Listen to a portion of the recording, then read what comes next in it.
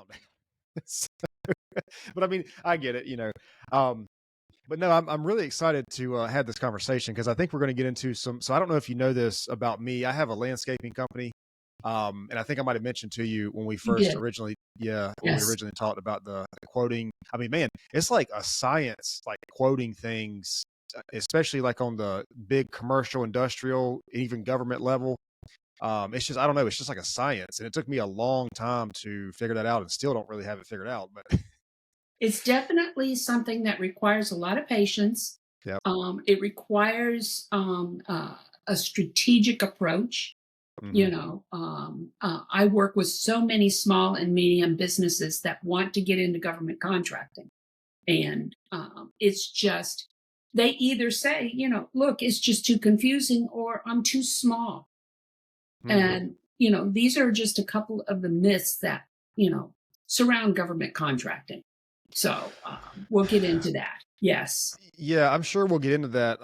My thing is that, I see the small, the small guy thing, but also too, it's like I've kind of seen it from both directions because yes, the small company is a concern as far as their end goes, and this is my experience, being on Yep. the vendor side.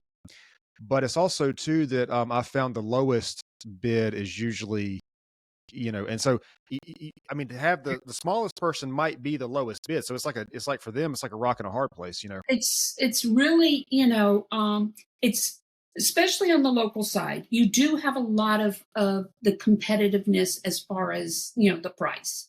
And the Mm, government's trying to get the lowest dollar, but we all know the lowest dollar does not mean you're going to get the quality right. and things like that you need. Yep.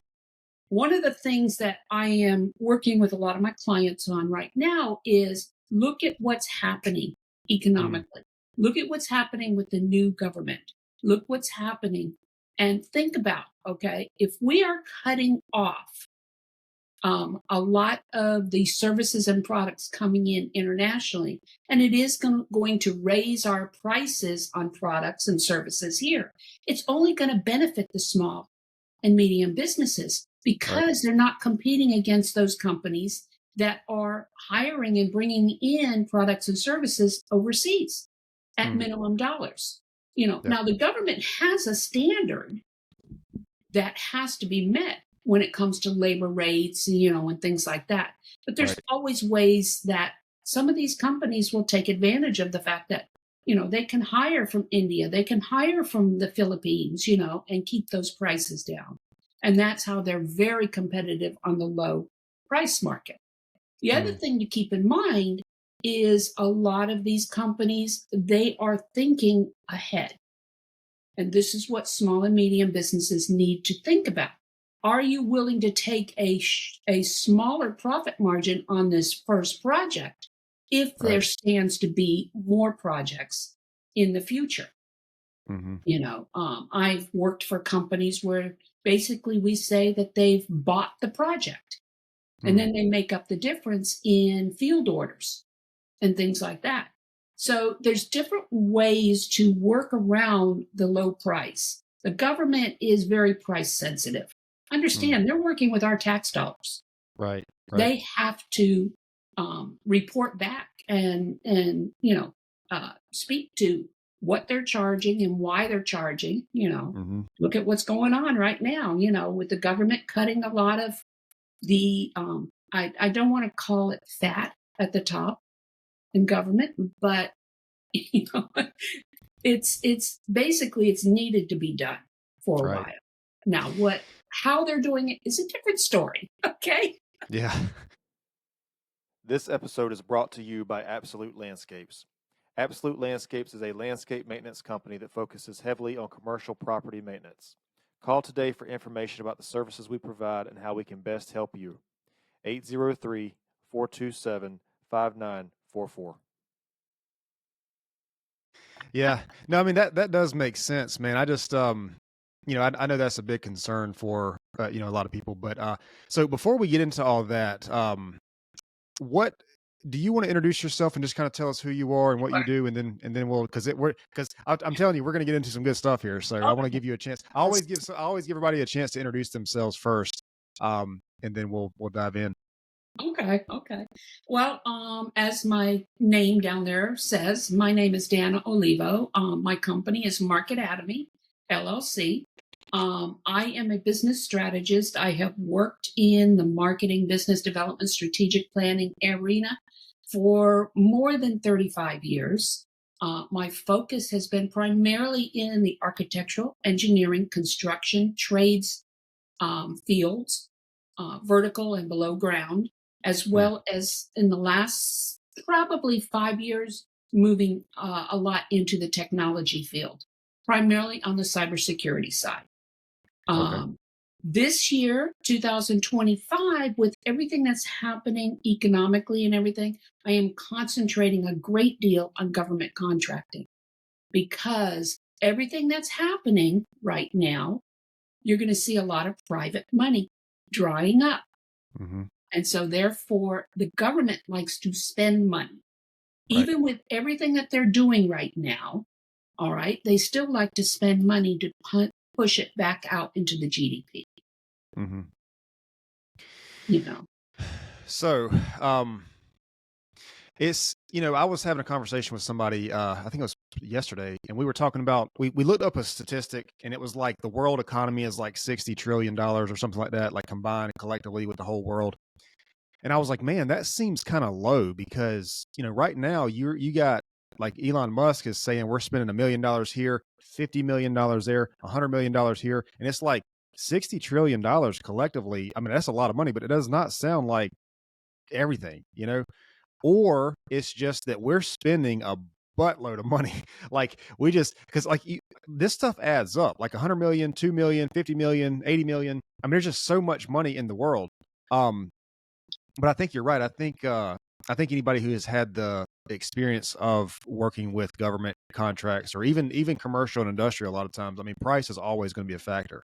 Price Um, is always going to be a factor. Now, yeah, because depending on the industry that you are in, okay? When we're talking about your basic industries, landscaping is one, mm, even tradesmen and things like that. Now they are more price competitive. When we're talking about Department of Defense and we're talking about simulation and we're talking about, defense strategies and products and services, now your pricing is going to go up a little bit because you're paying more for I don't know what you would call it. It's just a higher price point. mhm, Okay, in those industries.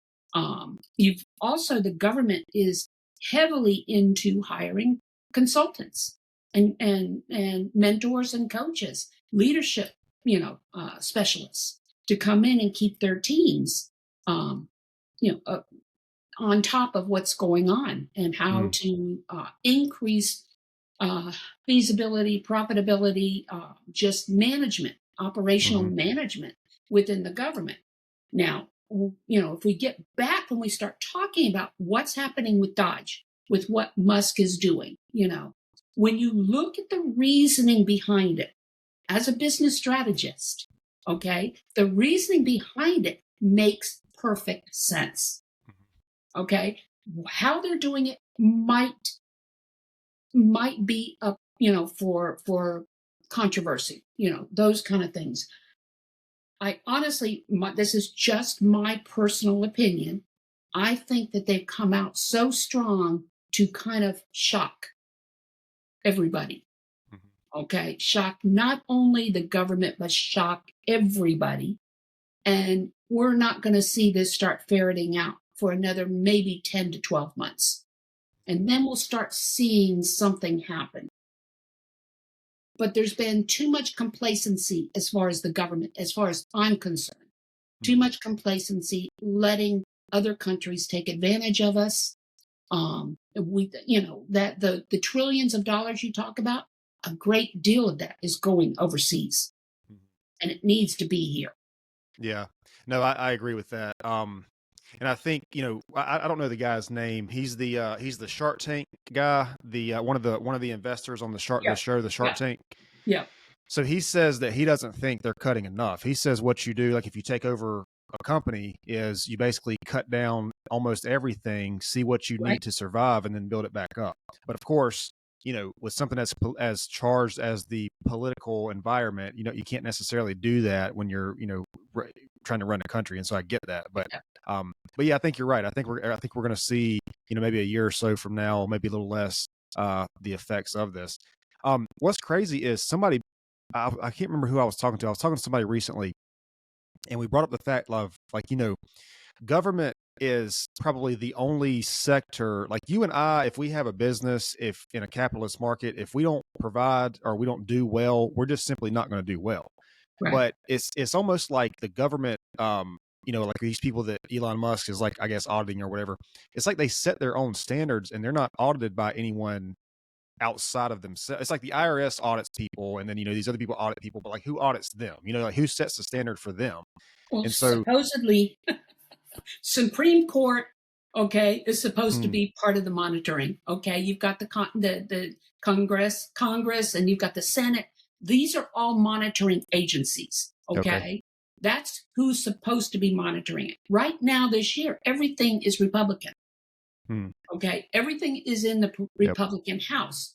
So Trump is taking advantage of that. Not that everybody agrees with what Trump's doing Hmm. or what Musk is doing or anything like that. But when you think about it, okay, you were talking about, yes, oversight is critical, when it comes to this. But understand and keep in mind the government has to, um, they're using our money, our taxpayer dollars, and Hmm. they're using our money right now overseas instead Yep. of where it needs to be done here in the United States. Okay. I heard the other day, which made perfect sense. I heard that Elon Musk is not getting paid at all for his work. And I said, that's perfect because Hmm. here he is, he's cutting, and they're cutting at the high levels. They're Yep. cutting at the high levels. These are the people who are so used to doing things as always done. Hmm. All Yeah. right. So they are really cleaning house. Not that I agree with how they're doing it, but why they're doing it, I agree with. Right. Okay. It needs, like you said, they need to clean house. Now, what I see with this is by cleaning house, it's going to force them to introduce systems and processes that are not in place right now Hmm. because they're going to be dealing with smaller group of people. Right. Does that make sense? Yeah. Yeah. Yeah. I got you. Now I haven't heard that I'm on about. my soapbox here.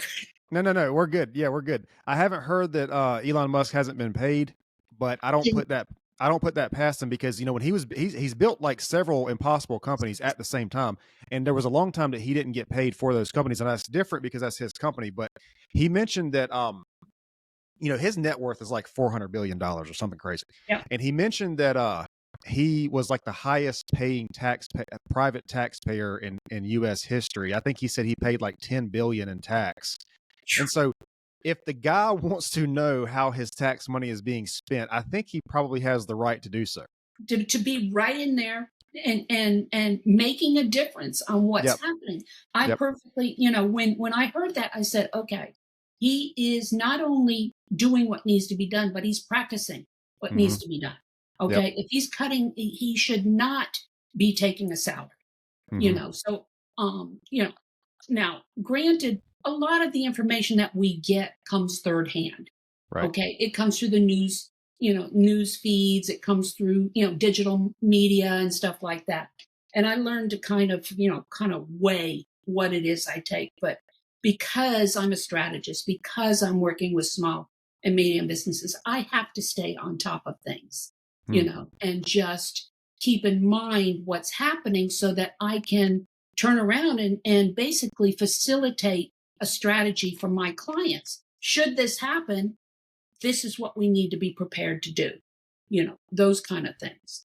So, taking it with a grain of salt and understanding that we are getting our information third hand. And there are some biased media out there Hmm. that Yep. we have to pay attention to too. So I'm not naming any of them, but there are certain things out there that we have to keep in mind when we Hmm. listen to this. Yeah.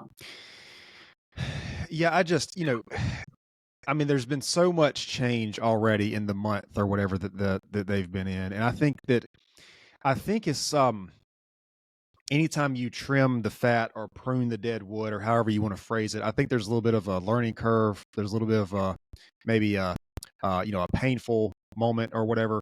But I mean, I think ultimately when it's all said and done, it's going to make sense, and I think it's going to be for the like you said, we're sending this money overseas, and there's so many different ways that we could use that money here. Right. I'm not the guy to say how to do that, but I know, if you drive down even a main street of any city, there's potholes all over the place. There's people everywhere. There's homeless, whatever. Like we have all these issues over here. So yeah, I mean, at the very least, transfer the spending from overseas to domestic. I mean, at the very That's least, exactly it. So I'm a firm believer. The reason I work with small and medium businesses, first of all, let me preface this by saying the SBA, Small Business Administration, mhm. classifies a small business as 500 employees or less. Oh wow, That is not a small business. Those are not the businesses that are failing. right. Okay. The businesses that are failing out there are 15 employees or less. Hmm. Generally, they're going to be under 5 years, in age, and stuff like that. So the reason I am fighting so hard for small and medium businesses, what we would call even micro businesses, okay, is because of the fact if we can just support these small businesses and help them stay in business and do a good job, it's only going Hmm. to pump more money into our GDP as Right. they're paying taxes and they're doing all of this stuff. But it's also going to positively impact our labor force. Hmm. But more than anything, it's going to impact the mental stability or the psyche of the business owner and ultimately pass down to the family. Yep. Okay. So when you think about that and all the positive things, now I'm not taking what I call the democratic viewpoint. I don't Hmm. think the government should be helping these small businesses out unless the small businesses are willing to help themselves.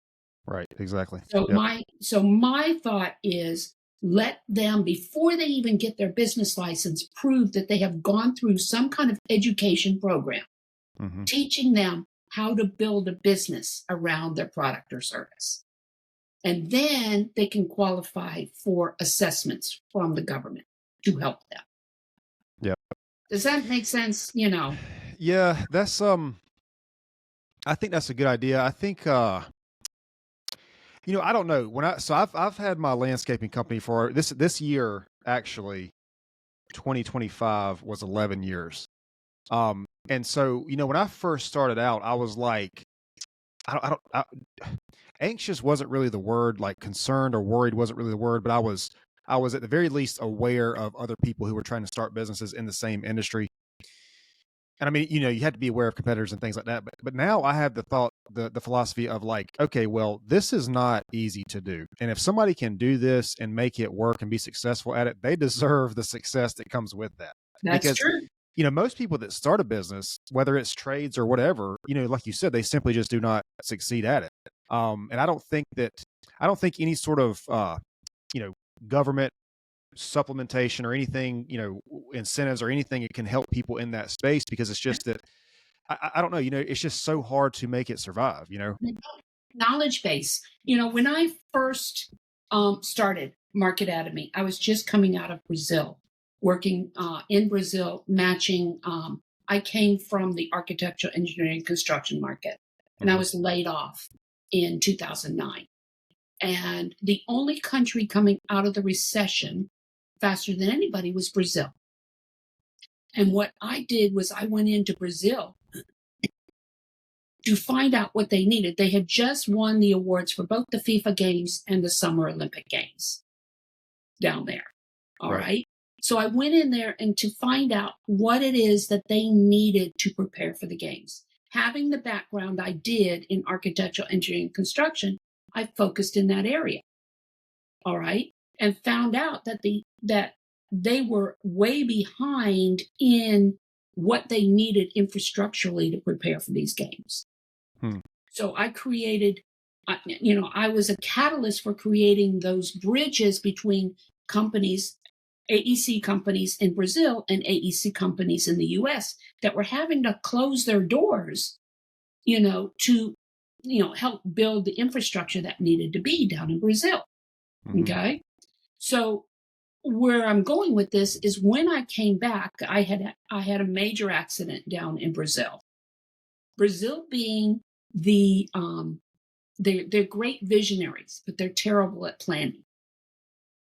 They get a good idea and they just jump in and they don't do any kind of planning. Well, they they're fighting traffic congestion down there. They were at the time the third largest consumer of automobiles Okay. at the time.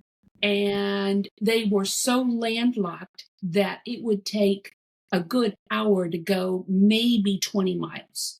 Hmm. It was terrible. So they decided they were going to introduce a rapid bus system. And they introduced it. Well, anybody who knows traffic planning knows if you're going to have a rapid bus system, you want those bus stops to be on the inside lanes with their own dedicated stops. Okay? But Brazil went and just set aside certain buses to go up to 45 miles an hour in heavily pedestrian areas. Hmm. Ipanema, Copacabana, things like that. Well, just so happens I was just dropped off by my driver and I was crossing the street to my apartment and one of these buses ran a yellow light and hit me Oh, wow. going 45 miles an hour. Jeez. So that led to, a lot of surgeries and things like that.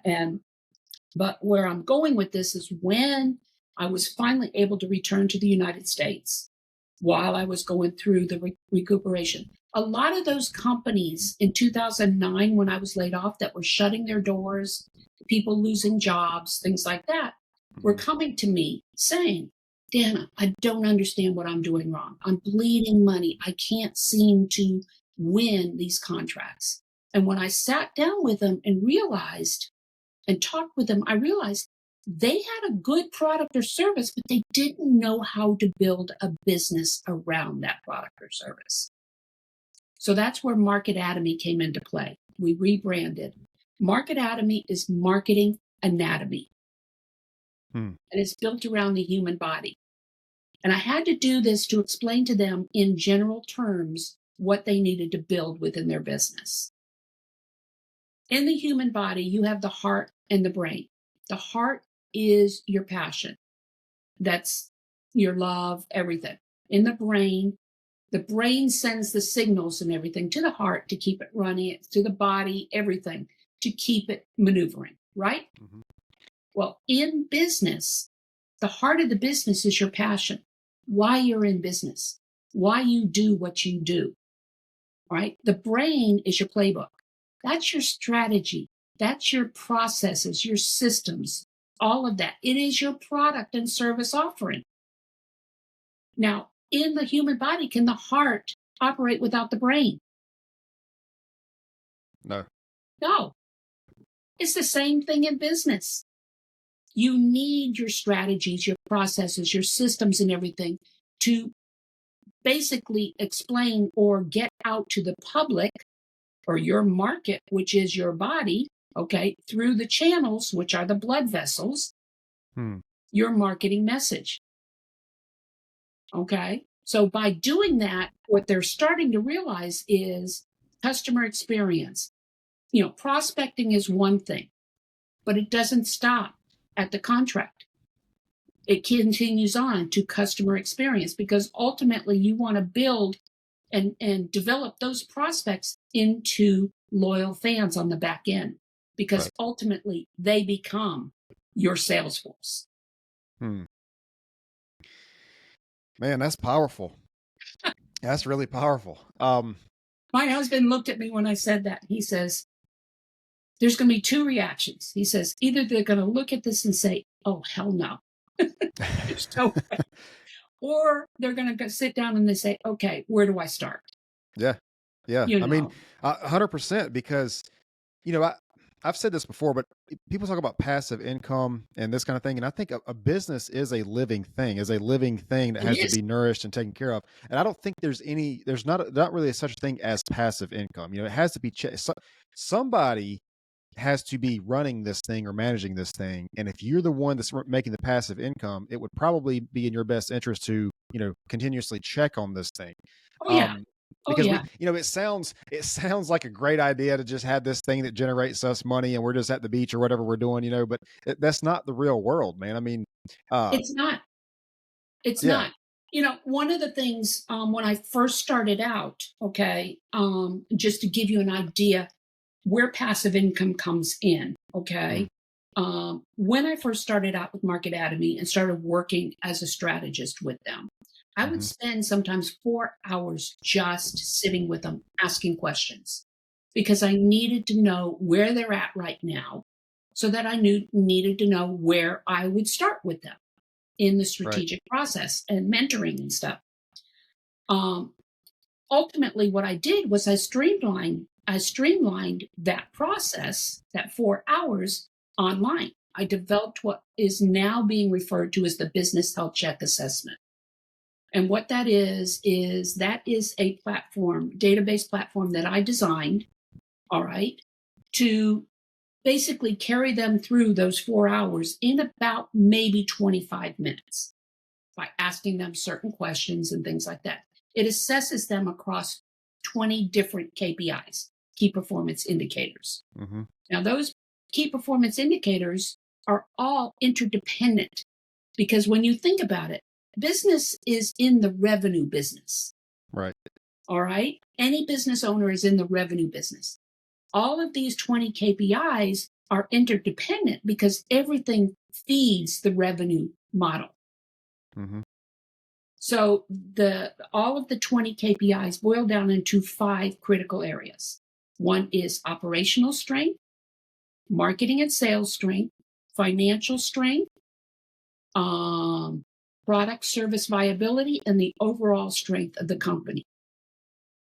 And basically, by going back to those questions that they answered in the 20 KPIs, I can pretty much figure out where the gaps are in their businesses, so I know where I need to start with them. hmm, Right? So this database that is still in production, is getting ready to go into beta. All right. That is going to become what you call your passive income for me, I because got I you. plan on once two plans for this. Okay. One is we are going to capture the information from here, strip out the personal information, and we're going to develop status reports, data reports on micro businesses, which is not available right now. Sell it back to the government. Hmm, Okay. The other thing that we're going to do is white label this, because there's so many mentors and strategists out there right, that want to be able to use this kind of product, hmm, to help them in their business. So, there's different ways. But you're right. When we start talking about passive income, we want something that's not going to require a lot of work to do, but it's going to keep revenue rolling over and hmm, over. And then also you want it to be scalable. right. Yeah, scalability is huge. I mean, that's Scalability is huge. And yeah. the only way you can scale anything is if you're working digitally. Hmm.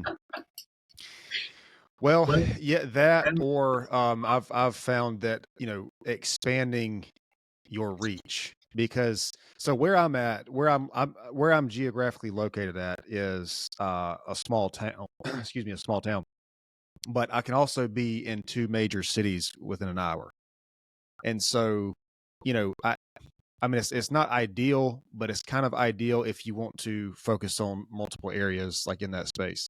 Um, but yeah, I mean, so I think all these things that you're saying, I think is something that really a lot of business owners have an issue with. Yeah. The strategy part, like you said, a lot of people they maybe they know the marketing and the sales side, and they don't know the product or service side. But I Right. think often it's probably that they know the product or service, they don't know the business side of it. Exactly. Because I think being self-employed, which is nothing wrong with that, but being Yeah. self-employed and being a business in that industry are two different things. Mhm. And I had to I mean, landscaping is for the most part, Hard landscaping work. is, it is hard work. It's hard work, but it's mostly as simple things, you know, it's Yeah, unless you're doing something like retaining walls or irrigation. I mean, there's some learning that goes into that kind of stuff. And even the doing this, all, any of this stuff at scale, there's learning, but it's simple enough that most people think they can have a business at it. right. And I think the issue is most people can mow grass, but most people can't operate a landscaping company. I mean, it's two completely different things. Two And I had to completely learn different. that. Yeah. I had to learn that the hard way, you know? Yeah. Um, so, No, but yes, and you talked about geographic expansion, okay? And that is one way of scaling a business that's very good. But if you're the one who is traveling to yep, these places, yep. okay, that travel time eats into revenue time. Mm-hmm. All right. So those are the kind of mindsets that a lot of business owners do mistake or don't take advantage of. Okay. Collaborating with other landscapers or partnering with other landscapers in areas that you know, like, and trust, that's a better way of doing it because there's not a lot of travel time in between, you know. Mm. So it really, you know, there's different ways as a strategist that we work to not only scale and definitely geographic expansion is one of the best ways when you're a business owner. But how do we do that without increasing our cost to do that as much? Mm. Yep. You know, I because got you. the idea is to expand your revenue stream, you know, Mm-hmm. to expand revenue or increase revenue without expanding or increasing your expenses, if Mm. we can do that. And Yeah. so we're always looking at those kind of things. Yeah, that makes sense. That definitely makes sense. It's just that, man, they're Yeah. like, I can't speak for all industries, but I know landscaping is I don't know how to describe the type of industry that it is. First of all, you know, Competitive. well, it is, it's very competitive, which you know, I support that. I I'm in support the Florida. competition. We have tons Yeah. of But landscaping see, companies like down here, this is my thing. Like people, if they want to start a business, they'll look at the market and they'll be like, "Oh, there's way too many people. It's saturated or whatever." And I don't really. I mean, that's a good observation to have, I think. But not starting the business because it is saturated, I don't think is a good idea. Because if it there. is saturated, that means people are paying for these things. Like there is Yeah. the market for this exists. You know, it'd be different Yeah. if I would actually be more concerned if I was going to bring a thing to the market that didn't really exist, because then you have to figure out how do you sell this thing. Nobody knows what it is. It's brand Yeah. new, you know, and I'm not, I mean, it could work out, but, you know, but you hear that a lot. It's, oh, it's saturated. There's so many people doing it, you know, but again, I support the competition and I welcome it. I think that's healthy for the market in general and Yeah. for the businesses. I mean, it forces them to be competitive and improve if they're Yeah. going to survive. But, yeah, I don't know. When I see a saturated market, I'm like, okay, the reason these people exist is because people are paying them, which means Yeah. the need exists in that market. You're absolutely right. You know, and differentiation is the critical thing here. Okay. What is it that you bring to the market that those competitors don't? Yep. You know, are there ways that you can brand yourself, you know, at a higher scale than those other competitors Mm-hmm. without charging an arm and a leg? You know, take advantage, you know, Apple and IBM or Yep. Microsoft. All right. I am a huge Apple fan. Now, the reason I'm a huge Apple fan, first of all, I do a lot of graphics. You know, I need the processing power. But more than anything, I like the fact that the machines, the equipment, everything lasts so much longer Mm-hmm. than Microsoft or PCs or anything like that.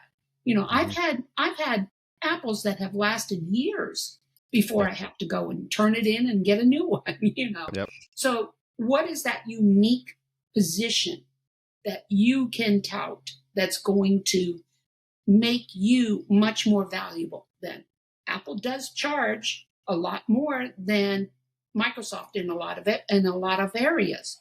Mm-hmm. But when you talk about quality and sustainability and stuff like that, it averages out. It, you know, makes it worth the investment. Yeah.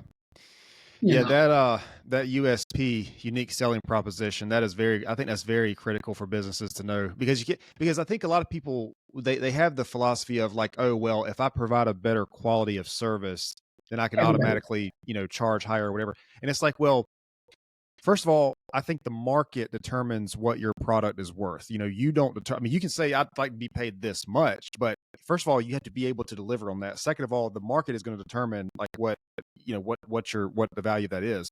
And I think anytime you use price as like a selling point, like let's say if you think your thing is to be the best, the cheapest guy, that is not necessarily going to get you the best business. It's actually going to put you in a very, like, you're going to immediately limit the market that you can go to because you are the lowest person, like the lowest bidder.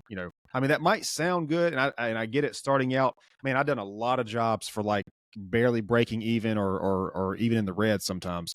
And I get it. It seems like there's a shortage. There's almost like an act of desperation. You're just trying to get all the business you get, and I get that.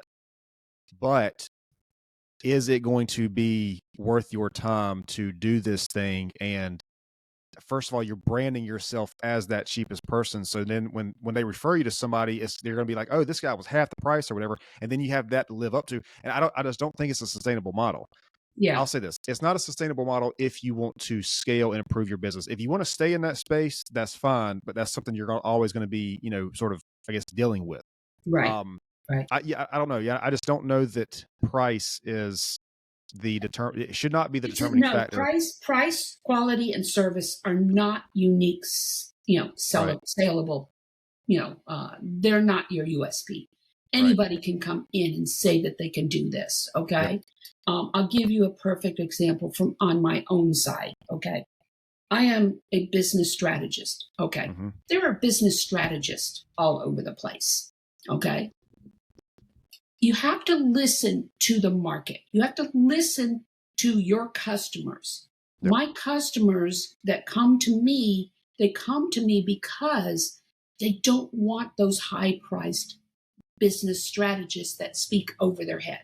They Mm-hmm. want somebody who's going to who knows where they're at right now as a small business owner and can speak to them in a language that they understand.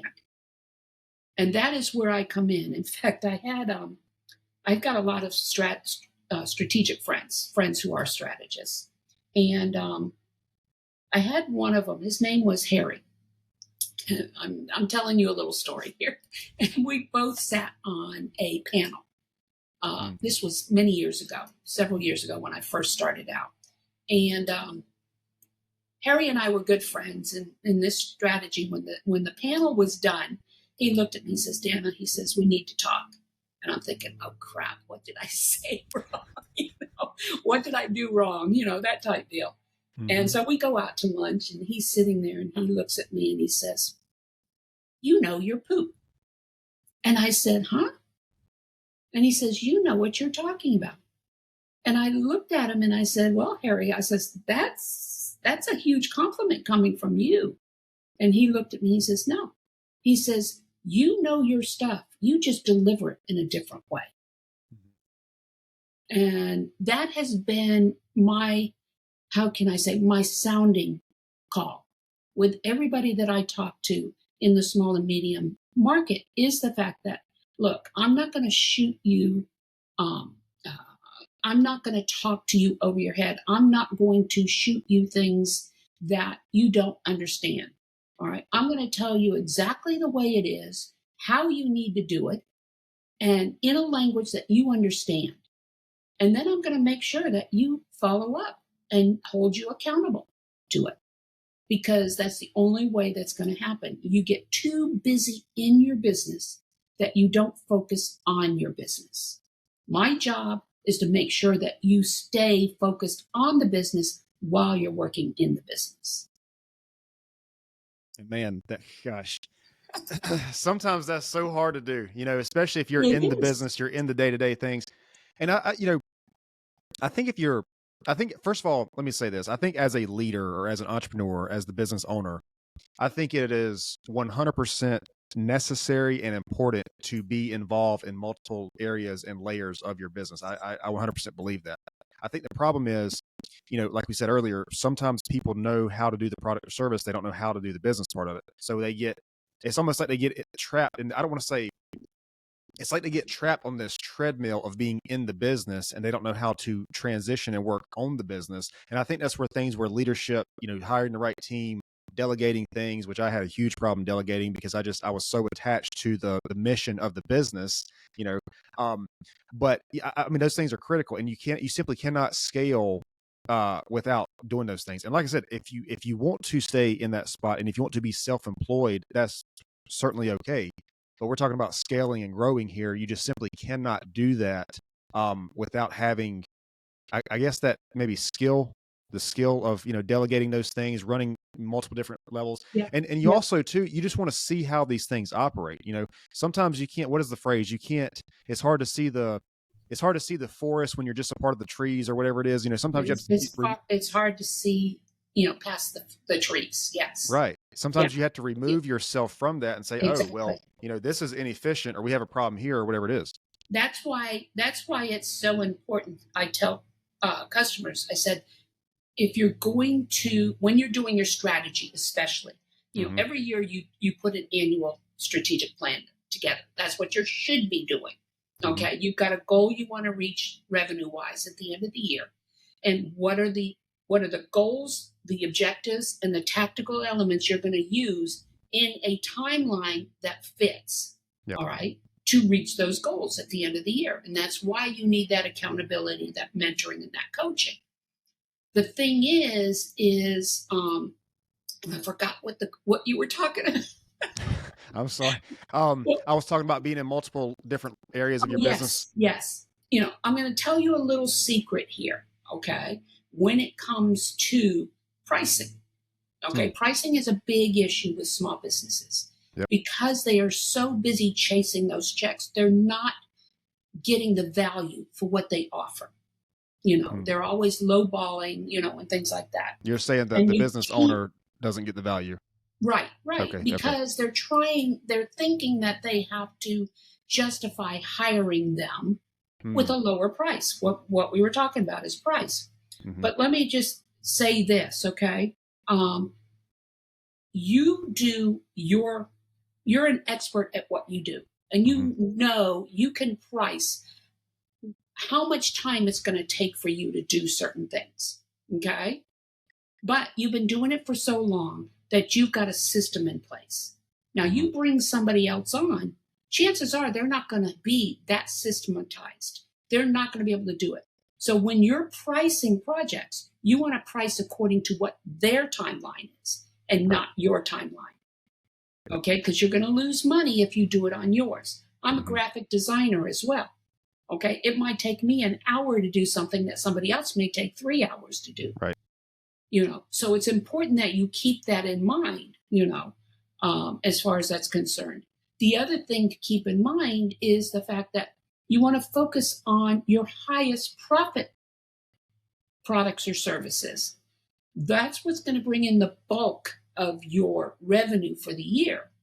Mm-hmm. And then focus on low-hanging fruit to keep the revenue, the cash flow going.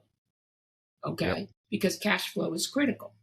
So those low-hanging fruits, just mowing the grass or something like that, all right, will keep the cash flow going while you do the larger projects that may have a bigger profit margin in it.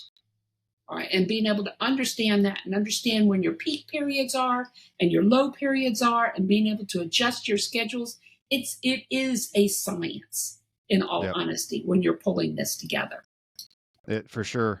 And something like most trades, especially outdoor trades, they're at the mercy of things like the weather. Exactly. People in this space, a huge thing for people in this space is team. The right team.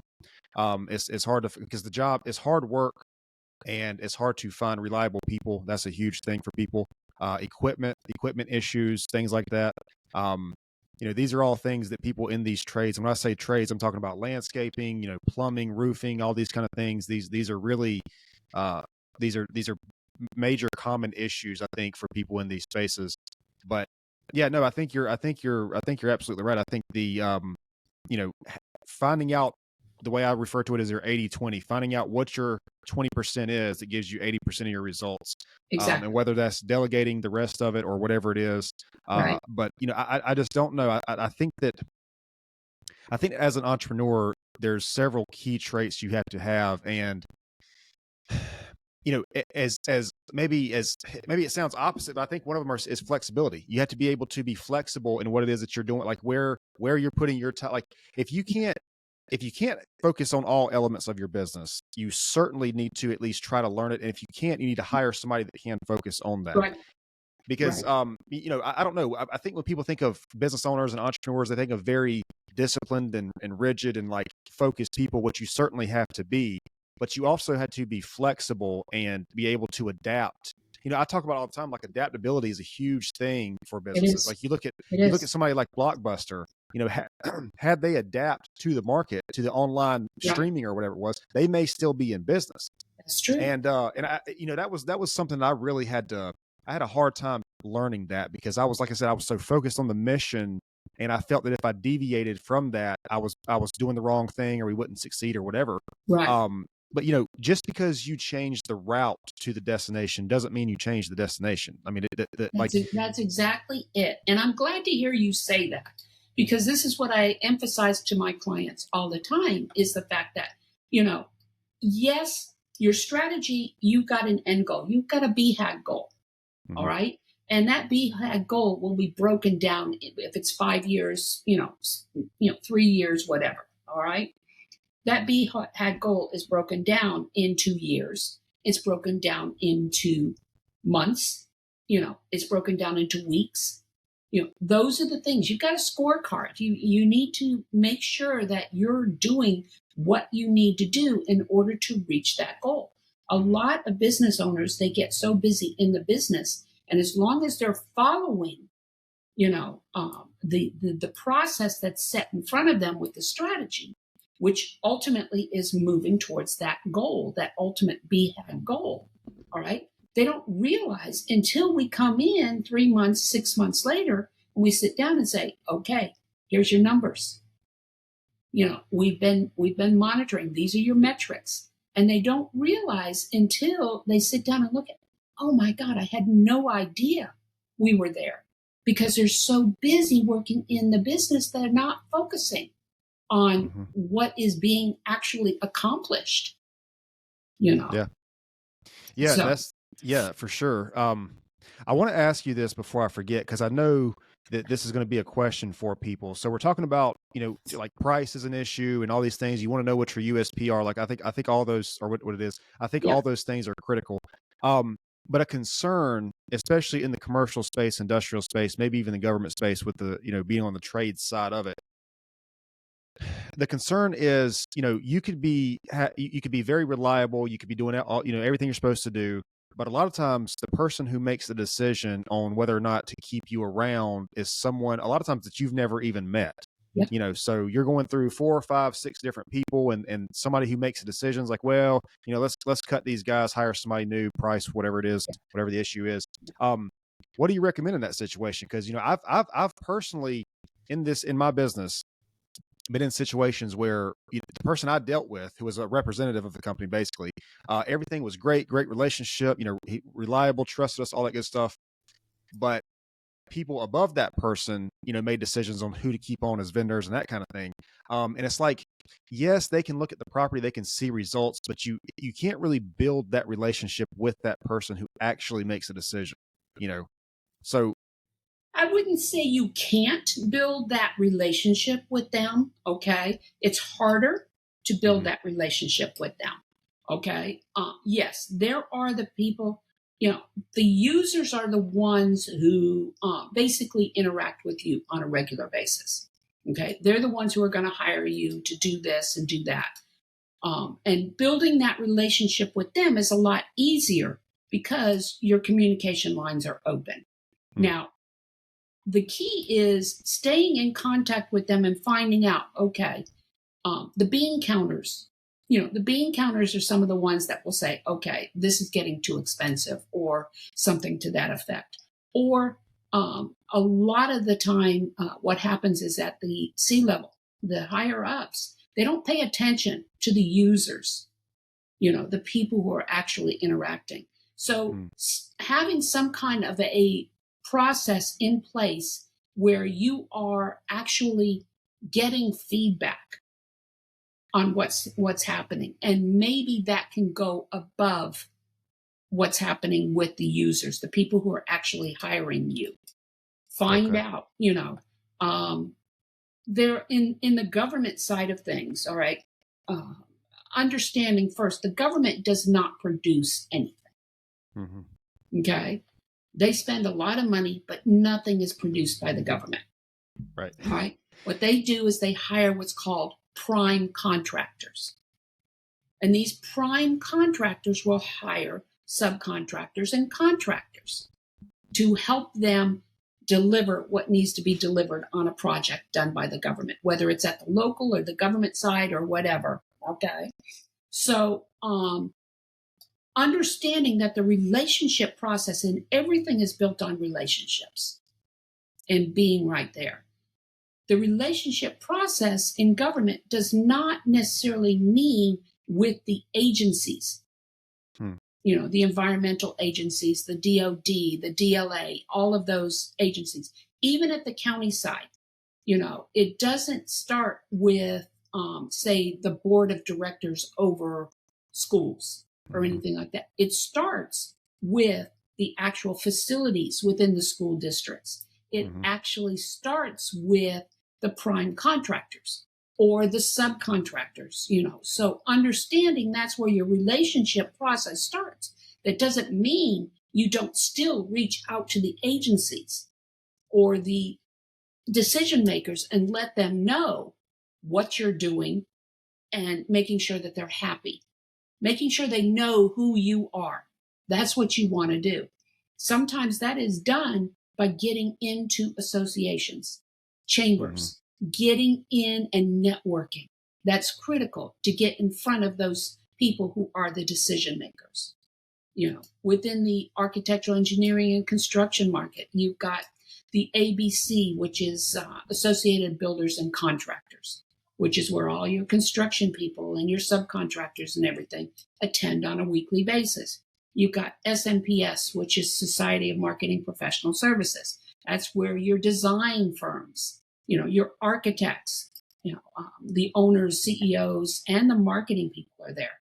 Understanding in your industry, I don't know what those associations are within the landscaping industry, Mm-hmm. but getting in front of those industries, understand that the decision makers are also responsible for creating those relationships that they need for their businesses. So they're already in these associations. They're already doing this stuff. So getting in front of them in those areas is how you can get yourself known to them. Hmm. Does that make sense? That does make sense. Yeah, because I'm thinking, and I'm going to talk to you once You're we're thinking in done. your mind. Yeah. I'll share some more things with you once we close here, get off air. Yeah, But yeah, no, I'm thinking about this. That's absolutely 100%. I think we're talking about networking is basically what this exactly. boils down to. And Exactly. I didn't really get into networking until about 5 years into my business, and then I sort of got out of it, and I got back into it recently. And it's like a different world when you're in these environments versus when you're not, because you can do a great job and you can do all this stuff, but you're only going to get so far unless I think you mentioned it earlier, these people, not even necessarily clients, but people that you network with, these people become your I forgot how you said Loyal it. advocates. Right. Yeah. Exactly. Yeah. Exactly. And, I mean, it's just so different to see a company and see their van or whatever it is. And everything looks professional, but then you go and meet the owner and you're like, okay, well, this guy's, he's got his thing. He knows what's going on. And that's a whole different thing. And I think, I don't know. I wish the reason I got out of networking around that 5 year period is I just simply got too busy. But again, I was too busy working in the business Yeah. versus working on the business. And so, had I been able Exactly. to delegate and be the leader I probably should have been, Yeah. things would have went a little different. But No, it you're was a absolutely right. One of the things that I've learned over the years is, first of all, networking is critical for mm, growing a business. yep, All right. And you don't need to meet hundreds of people. to be able to grow your business. If you find, understand these associations and these networking groups that you go to, you're going to be meeting them on a regular basis. Yep. So pick and choose who you're going to start interactions with. Mm-hmm. And then you're not going to be able to do it all during the sessions, Right. the meetings and stuff. So set up those one-on-ones. Mm-hmm. Make sure, say, look, can I take you out to lunch? Or can we go out for coffee? I'd like to learn more about your business and how we might be able to work together moving forward. You never know who it is that you're meeting, who they know. Yep. Okay. You may not be able to do business with them directly. Don't basically sign them off saying, okay, I'm not going to be able to do anything with them, because you don't know who they know. Mm-hmm. So getting to a position, networking is critical. What I have found is you don't want to belong to more than maybe 3 networking groups at a time, okay? Because it does get very busy. And I call it sales fatigue when you think about it. When you are so up and on all the time because you're selling, by the end of the day, you're exhausted. Oh, yeah. Yeah. Yeah. I mean, When I do a presentation or anything like that, I am so exhausted after I do it, Yeah. But what I have learned is the fact that by strategically going into these networking events and really creating those relationships, it has really opened a lot of doors for me. But you need to go in with a clear, concise message. What is your USP? Yeah, for sure. Okay. And I know people in these in specific networking groups, and they're smaller organizations or operations, whether it's a 1 or 2 man show or whatever it is, but they essentially can make most of their living through that group. Whether it's referrals or whatever. It's referrals. Yeah. So so it's extremely powerful. Like I said, I recommend 3 groups maximum. One is going to be a straight referral network, which is a closed group. Yep. You're the only landscaper in that group, okay? Yep. And that's where you're going to get a lot of your business, by creating those relationships within that group. Then you've got what we call a true networking group. This is an open group. You just get to know people, and you start creating relationships there.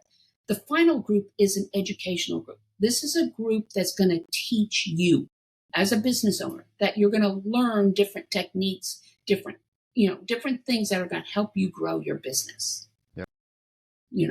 And restrict yourself to those 3 types of groups, Yeah, that's about right, because I'm in 3 different groups, and that's enough. That's plenty.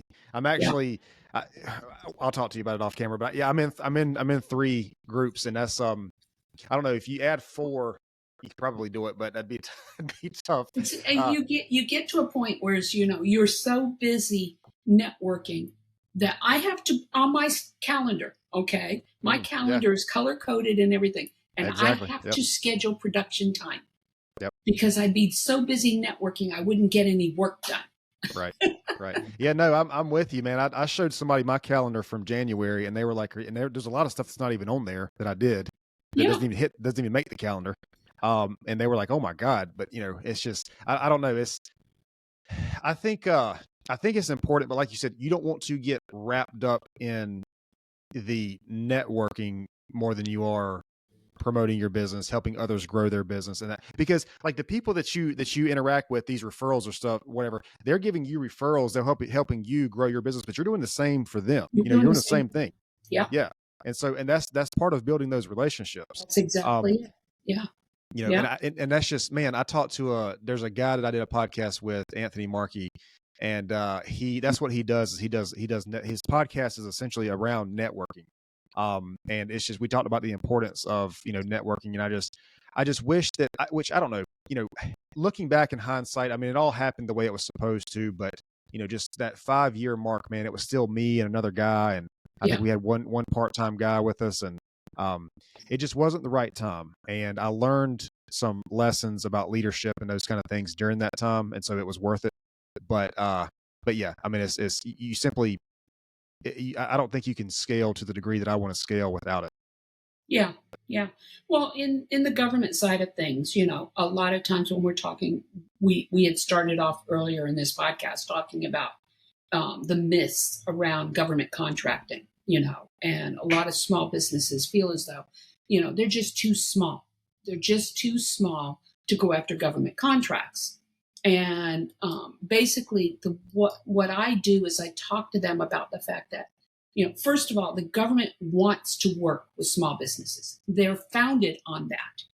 All right. They have billions of dollars set aside for small businesses. The problem is small businesses are not showing up to Hmm. take advantage of these because they feel as though they're not qualified. Now, qualification is another thing. That's part of what I do in the coaching mentoring side is making sure that they have their credentials and everything else that they need in place in order to go after these contracts. But in order to overcome the scarcity or the smallness of their business, I Yep. tell them there's collaboration, there's joint ventures, there is partnering.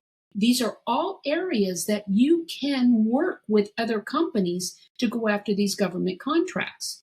Hmm. You know, one of the things I tell them, you don't have to hire a team right away. What you do is you build a database of resumes of people you know, like, and trust with certain, you know, characteristics and strengths. Yep. And then when you respond to these government, you know, requests or whatever, you can build them in as part of your team. As far as Hmm. the government is concerned, you've got a team of people behind you. It Right. may only be you that is the specific person, but you've got a team that you can rely Hmm. on. Okay. So, you know, there are ways that you can get over that smallness that a lot of small businesses get use as an excuse to keep from Hmm. scaling and Yeah. going after those projects. Yeah, that's a really good point because I think a lot of these times we tell ourselves these things, and it essentially is an excuse because we are afraid to take that step that we need to get to that level. You know, Yeah. I remember when I got into commercial, I was like, it was such a different space. I mean, it was, you wait on your money, and there's much bigger issues to solve and that kind of thing, and it was just a completely different ball game.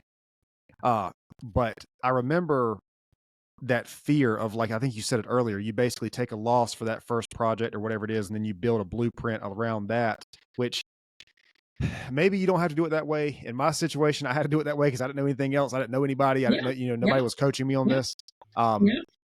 but man, it was, But commercial brings in a higher profit margin, mhm, okay, larger dollars, you know, yep, so that is something you know, rather than the 35 $40 you know, a month or whatever for residential, you know, mhm, that you do, which is just mowing.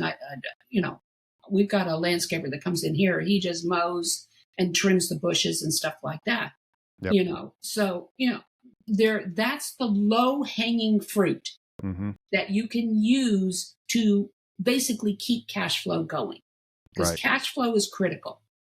It's mhm, king when it comes to business. If you don't have the cash flow to pay your utilities, your, you know, everything else, you know, that is what's going to hurt you, you know.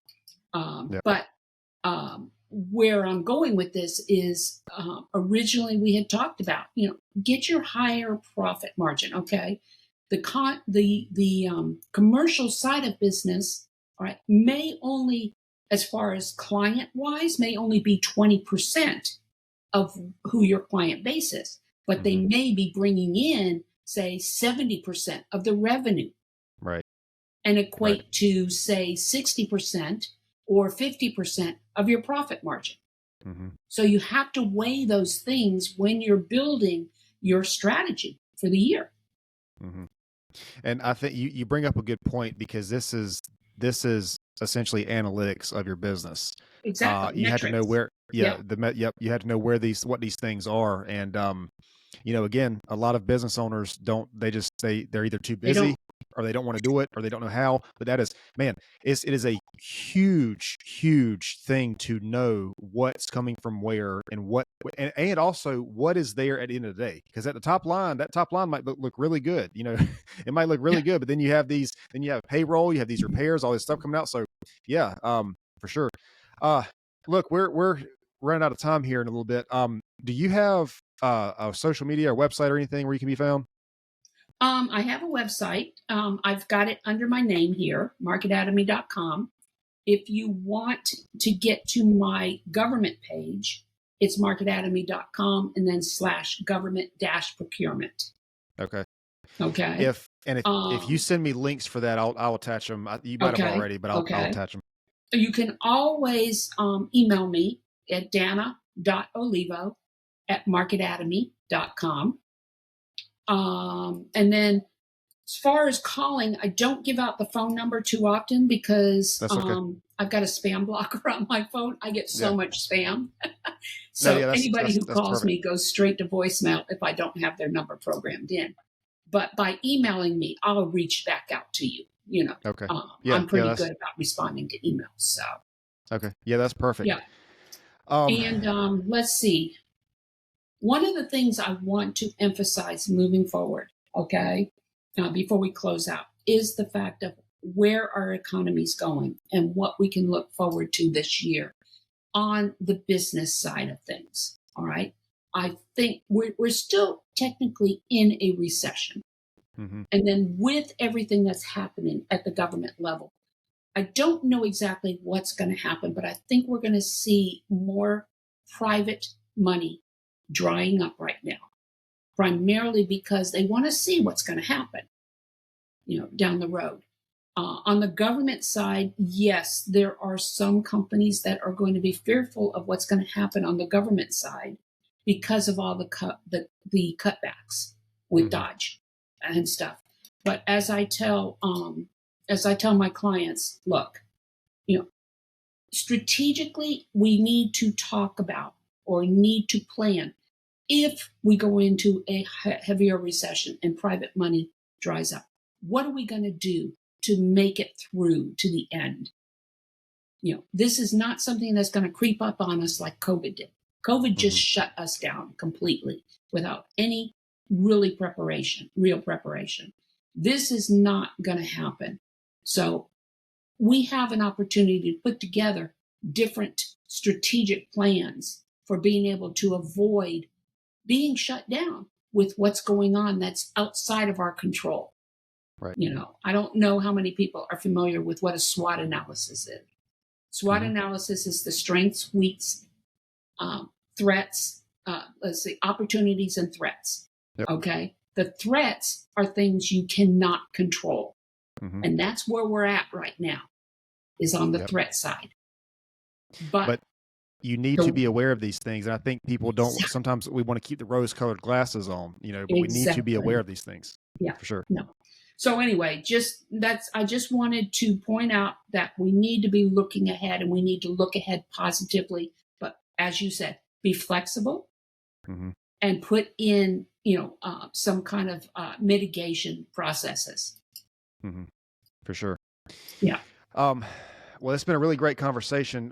One thing that I usually ask everybody before we close is if you could share one of the most important lessons you've ever learned, either from your personal life, if it's something you're comfortable sharing, or your business or career.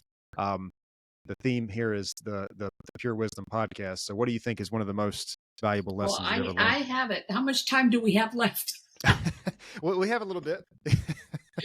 Well, I'll tell you the biggest lesson I have learned, and it was a lifelong lesson, but I didn't really realize it until just after my accident in Brazil.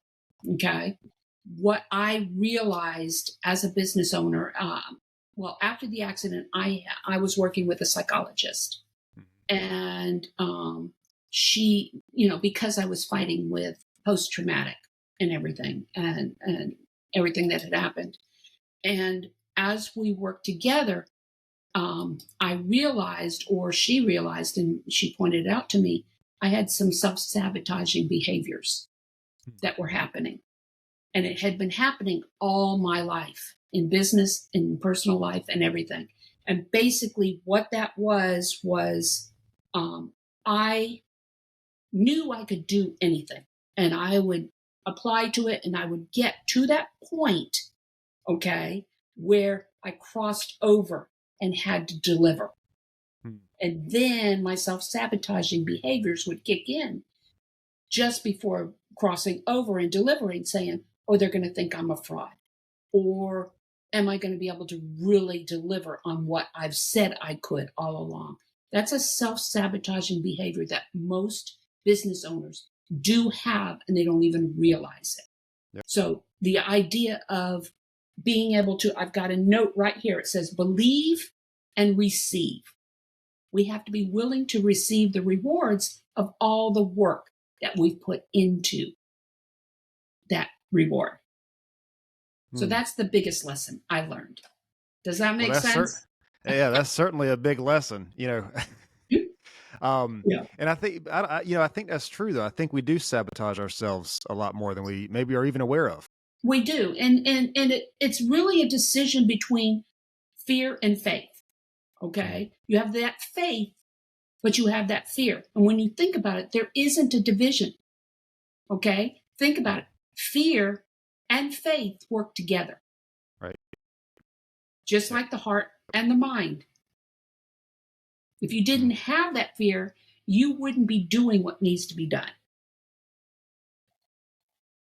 That's a good way to put it. Yeah. I like that. That was a big lesson to learn. For sure. Yeah, for sure. Well, listen, I appreciate it. I appreciate your time and insight here today. We went over a lot of things. So, I appreciate, the time and you coming on, talking with me, sharing these things. And it's been enjoyable. Yes. Thank you. Thank you. I appreciate it. Hey, listen, guys, I really appreciate you tuning in today. If you enjoyed this podcast, if you found it useful or beneficial, you can subscribe, follow, interact, and see more content at Pure Wisdom Podcast. This is all social medias, Facebook, Instagram, YouTube, TikTok, Rumble, Spotify, Amazon Music, and Google and Apple Podcasts. Again, we appreciate you tuning in, and we'll see you next time.